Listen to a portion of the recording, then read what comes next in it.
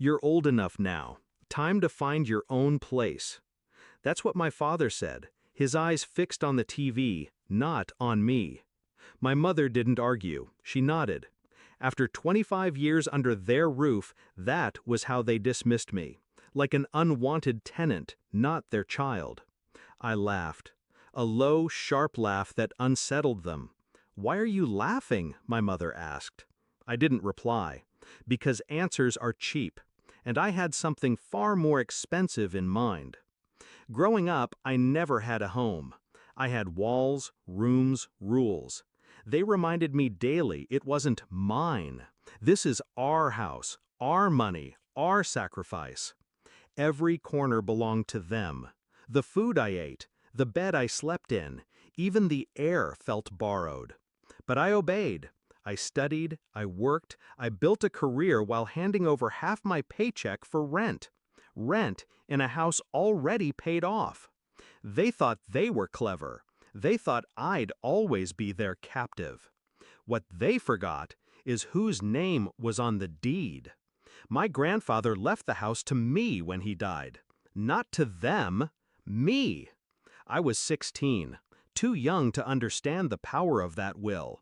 But I kept the papers safe. A single folder, locked away, waiting for its moment. I never mentioned it, never reminded them. Why should I? Let them believe the walls were theirs. Let them feel safe. Until the night they told me to leave. That was their mistake. I didn't pack. I didn't argue. Instead, I called my lawyer. We reviewed the documents, confirmed the transfer. Title, deed, everything airtight. 3 signatures later, the house was mine. Legally, officially, undeniably. And the next morning, I put it on the market. A cash buyer appeared within days. Money moves fast when the property is prime. I didn't tell my parents. I watched them move around the kitchen, watched my father sip his coffee, watched my mother hum while folding laundry, all while the walls around them already belonged to someone else. It was almost poetic. The day of the sale, the papers signed, the wire hit my account. I finally spoke. We sat at the dinner table. I placed the folder down. You wanted me gone, so I'm leaving. They exchanged looks, confused. Good, my father muttered. That's when I slid the second folder across. You should start packing too. He frowned, opened it, his face drained. My mother's fork clattered to the plate. The deed, the sale, the final notice. You sold the house? My mother whispered.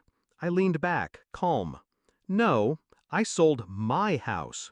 You've been living in mine for 25 years. The silence was sweeter than revenge itself. Then came the panic. Where will we go? How could you do this? We're your parents. I let them talk, let them beg. And then, for the first time in my life, I said the words they used on me. Find your own place.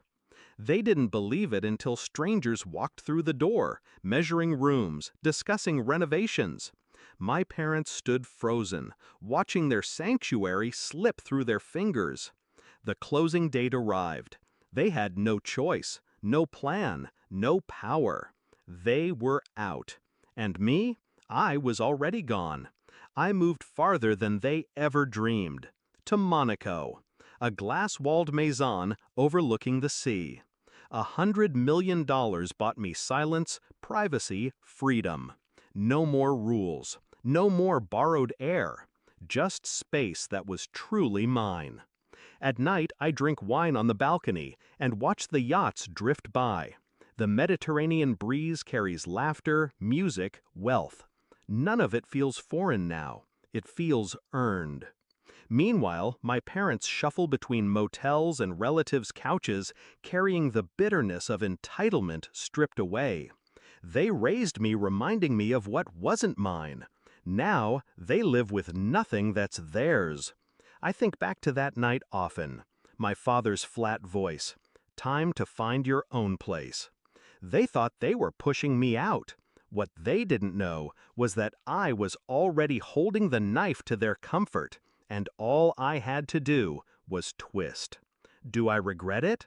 No, because revenge isn't about rage, it's about balance. They made me feel like a guest in my own life. I made them guests in someone else's house. And now, when I close the door to my Monaco maison, I breathe air that is mine, entirely mine. That is the sweetest sound of all.